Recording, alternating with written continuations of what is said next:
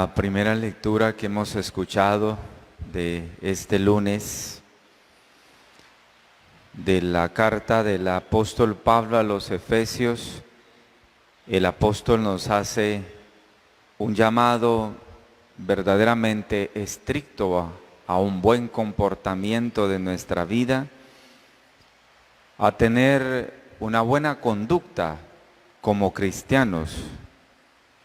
En otras palabras, el apóstol Pablo nos invita a diferenciarnos de cualquier otra persona, a buscar entonces los valores del reino, a vivir los valores del reino y abandonar ciertas conductas que no son coherentes con la actitud de un cristiano.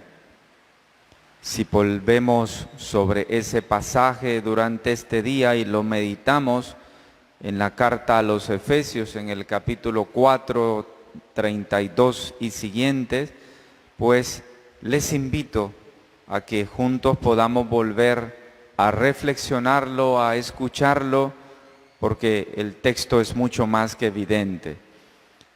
Hagamos entonces posible que la palabra que escuchamos cada día provoque los efectos deseados en la vida de nosotros, muy por sobre todo, nos ayude a cambiar de conductas inadecuadas a conductas más propias de una persona cristiana. Si nos pegamos esta mañana al Evangelio de San Lucas, estamos ya en el capítulo 13 del Evangelio de San Lucas. Y se nos presenta la historia de una mujer encorvada. El texto dice que había una mujer una mujer a la que un espíritu tenía encorvada desde hacía 18 años. El evangelista Lucas, que es el evangelista de la misericordia, hoy con este pasaje, con esta enseñanza a través de esta mujer encorvada, nos ha dado una espléndida, podríamos decir, enseñanza con esta mujer. ¿Qué es lo propio del Evangelio de San Lucas en esta historia?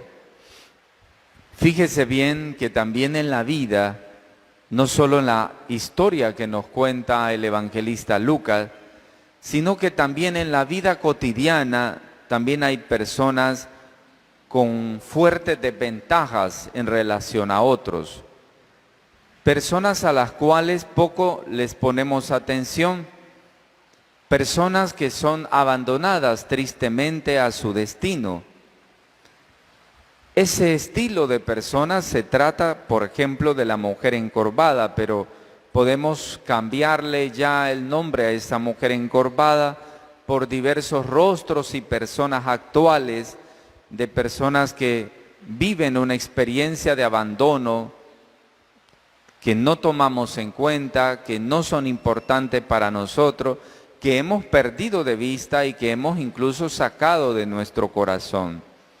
Pues esas también son personas encorvadas que viven desde esa perspectiva la experiencia del abandono de todos los aspectos, incluso de la sociedad. Pero también podríamos ver la experiencia de la mujer encorvada con la experiencia del pecado, que lentamente va inclinándonos hacia nosotros mismos y nos saca de la experiencia de Dios.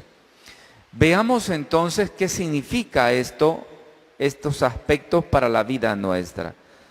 Desde precisamente, dice el texto hoy, que había una mujer a la que un espíritu tenía enferma hacía 18 años.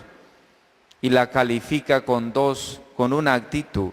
Estaba encorvada y no podía en modo alguno enderezarse, es decir, no tenía manera de poder ponerse recta. Estaba completamente encorvada, sin posibilidad de enderezarse. Tal vez a la gran mayoría de personas nos pareciera tal vez normal. Y tal vez no podemos ver en esta mujer una enseñanza en la vida de nosotros. Todos en la vida nos merecemos o deberíamos en realidad caminar erguidos. Caminar erguidos es siempre un símbolo de resurrección. Caminar erguidos es un símbolo de vivir la vida de manera recta, de vivir la vida sin ambigüedades. Cuando nosotros ocultamos cosas en la vida de nosotros, es decir, vivimos una doble vida, normalmente nos encorvamos, ¿no? Normalmente vivimos una vida encorvada y es una vida asquerosa porque uno tiene que hacer teatro, ¿no? En la iglesia hace un teatro para que la gente vea que somos buenos, pero luego cuando salimos a la calle somos asquerosos, hacemos lo que sea, no importa. Entonces, es una vida triste, ¿no? Ser así, tener una doble personalidad es una cosa muy triste. No se puede vivir así. Y cuando una persona se acostumbra a vivir esa doble vida y decir, tener actitudes bien santas en la iglesia, en el templo, pero en la calle, en la casa, ser pero como cualquiera de la calle, uno se acostumbra a esa vida. Se acostumbra y le parece normal, ¿no? Entonces uno es como teatrista, ¿no? En la iglesia hace cosas muy lindas y pasa con las manos juntas como si fuera un gran santo, pero esa actitud no es la misma que vive en la casa, no es la misma que vive en la familia, ni en el trabajo, ni en la calle.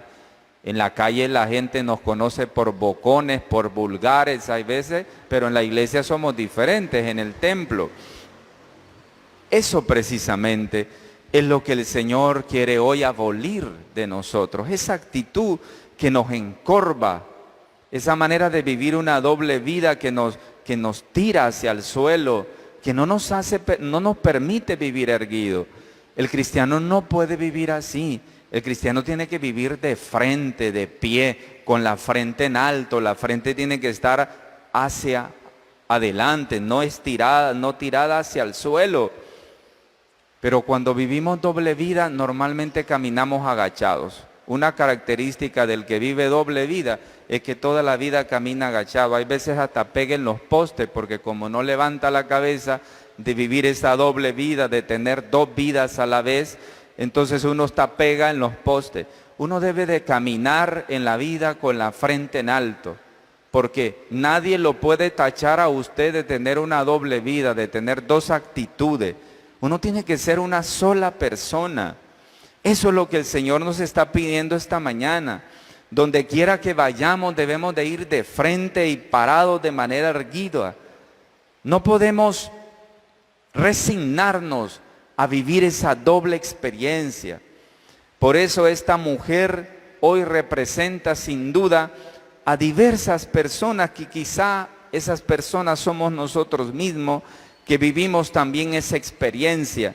No solo la experiencia del dolor físico que muchas personas viven, no solo también la actitud de encorvamiento de una enfermedad, por ejemplo, no solamente eso, sino que tal vez la cosa más grave no sea la de una enfermedad que nos ha encorvado, que nos ha puesto en una situación difícil físicamente, sino más bien en esa enfermedad que nos encorva, que se llama pecado, y que nos aplasta, que nos tira en el suelo, ¿no? Por lo tanto, se provoca en nosotros seguramente esto de vivir una vida encorvada, un peso psicológico. Y hasta nos podríamos preguntar esta mañana, ¿por qué me pasa a mí? ¿Por qué vivo así? ¿Por qué tengo que cargar con este mal toda la vida? Además, los demás le dan gracias a Dios por estar bien. Incluso algunos dan gracias a Dios también por no tener defectos físicos. Pero ¿qué le puedo decir a Dios? ¿Qué puedo hablar con Dios frente a no tener defecto físico, pero sí tener un defecto en el corazón, que es vivir esa doble vida que me encorva? Hay algo que se puede hacer, hay una esperanza frente a nosotros. El Señor nos da alguna oportunidad a nosotros para levantarnos de una situación así. Claro que sí, la misericordia de Jesús. Fíjese que si seguimos el hilo del texto de hoy, el capítulo 13 del Evangelio de San Lucas. Si seguimos el hilo, vemos algunos comportamientos de Jesús que son muy lindos. Primero dice, Jesús la ve. Es la primera cosa, ¿no? Y eso es lo que Jesús hace con nosotros. A menudo no importa la verdad en qué situación de vida nosotros estamos. No importa cuántas situaciones de pecado nos tienen encorvados. Pero ¿hay alguna alternativa? ¿Hay una manera de poder salir de esto? Claro que sí. Jesús siempre nos ve. No nos ve para aplastarnos. Jesús nos ve con la posibilidad de que yo me deje ver por Él para poderme levantar de esta situación. Entonces dejémonos mirar por Jesús. La segunda actitud de Jesús con esta mujer, Jesús actúa frente a ella espontáneamente.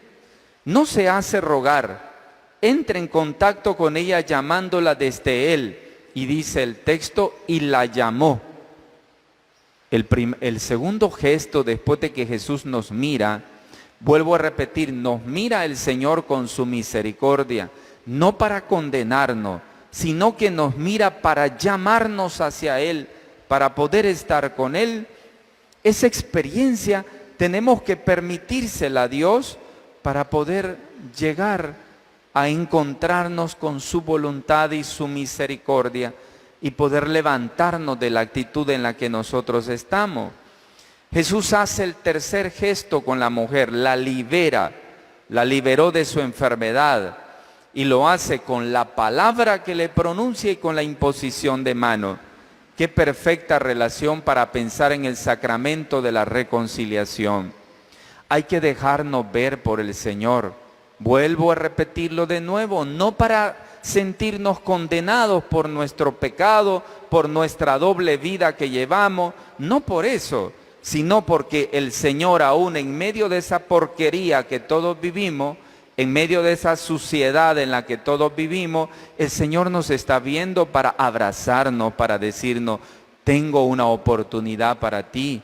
Yo quiero sacarte de esta situación, yo quiero que vivas mejor, que vivas y camines la vida erguido de frente, que no tengas nada que ocultar en la vida a nadie ni a ninguna persona en realidad, ni a mí mismo, que tienes que caminar en la vida de manera recta, viviendo, haciendo las cosas correctas.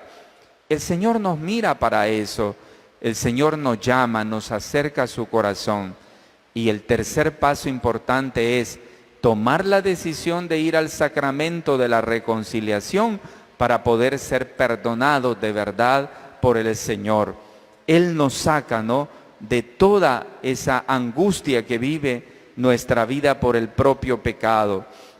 Jesús entonces no solamente nos pronuncia la palabra que nos libera, sino que también nos impone la mano. Cada vez que vamos al sacramento de la reconciliación y el sacerdote extiende las manos en nombre de Cristo y pronuncia las palabras que decimos, yo te absuelvo en el nombre del Padre y del Hijo y del Espíritu Santo, el Señor nos libera inmediatamente de nuestro pecado.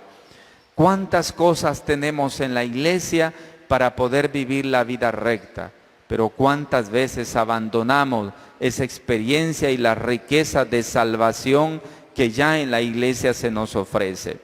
Fíjese bien que esta mujer liberada, que ha dejado de estar encorvada, aparentemente se refiere al encorvamiento físico, pero mucho más allá de un encorvamiento físico está el encorvamiento, como lo hemos dicho, de nuestra propia vida, de nuestra alma, de nuestro corazón.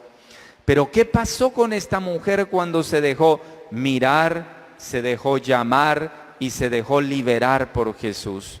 Pues ya lo vemos en los versículos subsiguientes. Al instante, dice el Evangelio, se enderezó, vea la manera distinta, ya no está erguida. El pecado nos encorva, ¿no? Entre más pecados tenemos, más nos encorvamos, ¿no? Es una buena señal para saber que tenemos años de no confesarnos o años de no ir al sacramento de la reconciliación. Cada vez nos vamos agachando, ¿no? Ya casi pegamos la nariz en el suelo. de tanto pecado que no somos capaces de sacar porque nos da vergüenza. Y como yo a veces le digo, a veces nos da vergüenza ir al sacramento de la reconciliación, pero pecar no nos da vergüenza. Una cosa muy rara, ¿no? Nos da vergüenza ir al sacerdote para que en nombre de Jesucristo nos perdone, pero pecar no nos da vergüenza. Es una cosa muy extraña, es una cosa muy extraña. Pero vea lo que Jesús hace. Jesús nos pone erguidos, nos pone de pie. Cuando Él nos libera, nos pone la frente en alto, nos provoca alegría. Fíjese bien que esta señora erguida ahora comienza a alabar a Dios con una festiva acción de gracias y alabanza. Ella proclama que en ella obró la mano de Dios. Qué manera tan bella de poder acoger la curación. Esta mujer ahora, la mujer ahora sanada, puede participar plenamente en el culto sinagogal y con motivos propios ha sido liberada de su propia esclavitud, de ese espíritu que la tenía sometida. Por eso, San Agustín, hay un dicho que se le atribuye a San Agustín que decía a él que una persona recta es solamente aquella que dirige la mirada hacia Dios y se orienta según su voluntad, decía San Agustín. Quien se orienta hacia el propio egoísmo está replegado sobre sí mismo y es una persona encorvada. Probablemente esta mujer ya debía de ser recta en la presencia de Dios desde que ha recibido la misericordia de Dios, se ha dejado ver, se ha dejado llamar y se ha dejado liberar. Por medio de la ayuda que recibió de Jesús, ahora le será mucho más, podríamos decir, mucho más segura su vida, porque puede ponerse de pie y puede andar erguida siempre en la vida. En fin, mis queridos hermanos y hermanas, estamos ante un relato que merece ser leído muchas veces tal vez. Jesús hizo una actitud verdaderamente pronta en acoger a esta mujer sin esperar nada, sin que se le avisara de muchas cosas. Jesús tuvo prontitud en ir a esta mujer como la tiene con nosotros. Jesús tiene benevolencia, lo que ningún otro ser puede hacer con nosotros. Jesús, a pesar de mi pecado, tiene benevolencia con nosotros. Claro que nosotros podemos continuar las actitudes y las obras de Jesús, pero cuando nos dejamos tocar verdaderamente por Él y nos enderezamos, se quita de nosotros toda esa actitud curvada, podríamos decir. Incluso cuando nos dejamos enderezar por el Señor y ponernos erguidos, cuando nos reconciliamos con Dios, incluso fíjese bien que hasta ciertos sufrimientos se van de nosotros.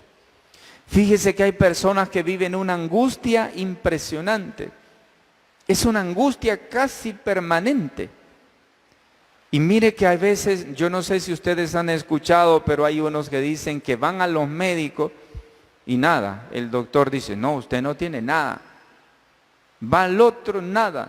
Le hace exámenes, nada. Parece no tener ninguna enfermedad física, pero vive una angustia y un sufrimiento desesperante. El problema no está en lo físico a veces. El problema está en el alma, el problema está en el corazón, el problema está dentro de uno mismo. Si habrá una cosa que nos grava verdaderamente es el pecado. El pecado nos grava. El pecado nos vuelve verdaderamente asquerosos. Por eso el apóstol Pablo hoy en la primera lectura nos llama verdaderamente a actitudes santas, a vivir una actitud correcta en la vida, porque el pecado nos vuelve asquerosos y nos hace vivir en un sufrimiento que ni los médicos encuentran. No hay manera. ¿Cuántas veces un médico le dice, me recuerdo incluso el testimonio de una amiga panameña cuando nos ha contado la historia, ahora que ha pasado lo del concierto virtual en septiembre, ¿no?, de Denia, una amiga panameña que vivió una situación dolorosa de depresión, de ansiedad, y estaba tirada completamente, ¿no? Incluso pasó un mes en el hospital con una depresión que el psiquiatra no podía hacer nada. Incluso un día le dijo el psiquiatra, mira, le dijo, ¿tú crees en Dios? Vuelve a Dios. Aquello le hizo reflexionar a Denia y Denia se levantó, empezó a escuchar la música de John Carlos y Denia salió de aquello. O sea, es la medicina, la psiquiatría que la trasladó a lo espiritual, a Dios mismo. A veces las enfermedades nuestras, ningún médico le encuentra medicina, porque no es física, es el alma, es el corazón podrido que a veces nosotros tenemos, que no logran, no es la medicina que lo va a resolver, no es una pastilla que lo va a resolver, no, es aceptar que estoy equivocado en la vida y que necesito ir al sacramento de la reconciliación para cambiar mi vida y ponerme de pie. No se imagina cuánto eso nos ayuda a levantarnos, a ser diferentes. Entonces, ¿cuántos de nosotros estamos viviendo un sufrimiento? Sufrimos por todo por todo. Hay unos que ya lloran por nada y por todo. Tal vez ya no es una enfermedad física, es el corazón. Y es mejor volver a Dios antes que seguir en una situación dolorosa como esa. Por eso, pidámosle al Señor que nos ayude a vivir una experiencia diferente de amor y con Santa Teresa de Jesús misionera, dejémonos amar también como ella nos lo dice. Dice, ámala, cual merece bondad inmensa, pero no hay amor fino sin la paciencia. Es verdad, necesitamos tener paciencia porque a veces nuestra vida está en una verdadera revolución. Necesitamos paciencia y esa se la tenemos que pedir al Señor. Paciencia, Señor, para poder entrar en mí mismo, tomar tiempo para mí mismo y luego poder salir erguidos haciendo tu voluntad. Que la gracia de esta palabra renueve en nosotros la fuerza para poder seguir adelante en la vida. Así sea. Amén.